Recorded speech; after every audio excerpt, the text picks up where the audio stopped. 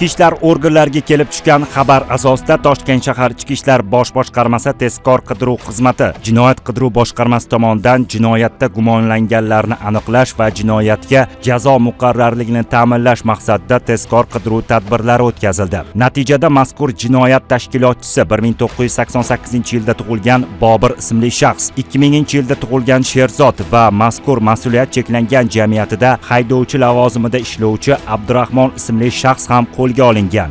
Ma'lumotlarga ko'ra, mazkur jinoyat sodir etilishi va pullarni o'g'irlanishida mazkur mas'uliyat cheklangan jamiyatida haydovchi bo'lib ishlovchi Abdurahmon ismli shaxs ham qo'shtirnoq ichidagi yordamini bergan.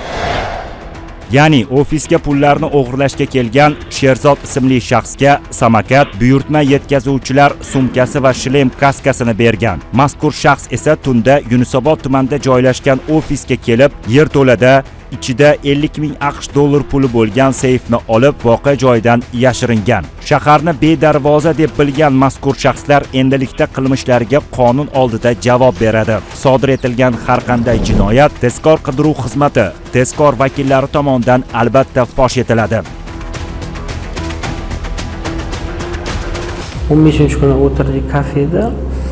22-kuni kech payt rohatda Sherzod bilan ko'rishdik. Sherzod o'zini o'sha skuter, shlem, o'sha anaqalari bilan keldi. Hamma ma'lumotlarni ularga kelgan aytdim men. Keyin o'sha kuni kalitni so'rashsa kalitni berdim ularga. Kalitni bergandan keyin oradan 3 kundan keyin ular kalitni menga qaytarib berishdi. Seyfni qayerdaligini so'rashuvdi, aytdim seyfni qayerdaligini, shunaqa podvalda deb. O'zim avtomashinamda men Yunusobod 2-dahaga borib Sherzodni qo'ydim va ofisga u kirib ketdi, men ketdim. Shahrsanskiyda uni men kutib turdim. Shu Yunusobodda aytilgan joyga bordim, ofisga o'g'irlik uchun. Bu yerga kirib, to'g'riga kirib, podvalga tushib, seyfni buzib, sumkaga solib, olib chiqib ketdim. U Shahrsanskiyga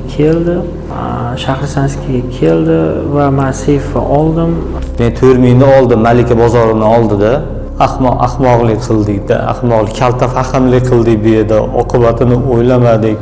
Umuman qaytib bu yo'lga hattoki yuzimni ham burmayman, men va'da beraman, qasam ichaman. Qattiq adashdim bir. Faqat bir marta imkoniyat beringlar, iltimos. Uyatga qoldim, oilamdan, farzandlarimning oldida uyatga qoldim. Hurmatli prezidentimizdan kechirim so'rayman.